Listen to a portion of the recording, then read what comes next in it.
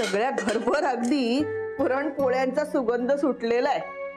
माझ्या सुना पण एवढ्या हौशी ना, 2-3 वाट्यांचं टाका म्हटलं तर नाही, किलोभर पुरण टाकून ठेवले।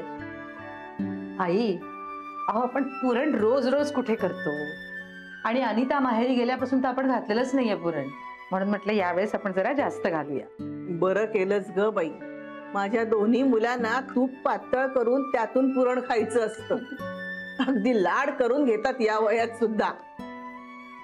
तूप पातळ करून त्यात गरम पोळी आणि थंड पोळी बरोबर दूध, अगदी त्यात साय सुद्धा, काही विचारू नकोस।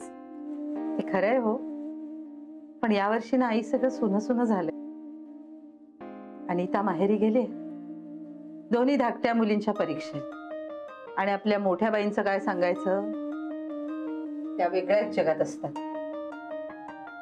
स्वानंदी कशी सगळ्यांना बांधून ठेवायची नाही, या सगळ्या सणावारांची तिला खूप हौस। पण आहे कुठं ती? कालपासून तिला होळीसाठी फोन करते तर उचलतच नाहीये। हो, माझं बोलणं झालंय तिच्याशी। ती सगळी मंडळी होळी साजरी करायला वच्छी आत्यांकडे गेलीत। वच्छीकडं? पण सणासुदीच्या दिवसाला दुसऱ्याच्या घरी सण साजरा करायला? नाही, वच्ची झाली म्हणून काय झालं ग? शेवटी दुसऱ्याचाच संसार ना तो।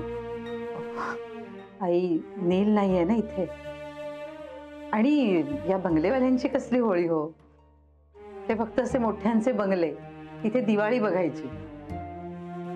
होळी साजरी करायची तर ती चाळीतच ना, आणि आज जातील ते आपल्या घरी, मग संध्याकाळी आम्ही दोघं भेटून येऊ होळीचं।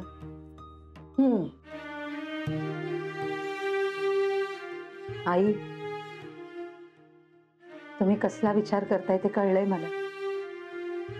जहागीरदारांकडे पुरणपोळ्या न्यायच्या आणि त्यांना भेटून यायचं, तर देशमुखांकडे पण जायला हवं ना? हो ना ग, पण देशमुखांच्याकडे कुठल्या तोंडाने जायचं आपण ग? अगदी नाक कापून हातावर ठेवायचं बाकी ठेवलं या मुलीने। तो फोन करत नाही म्हणून ही फोन करत नाही। अख्खा दिवस गाव उंडारत असते, पण एक दिवस जाऊन सासूची विचारपूस करावी हे डोसक्यात कसं येत नाही म्हणते मी। आणि हिला सांगणार तरी कोण ग?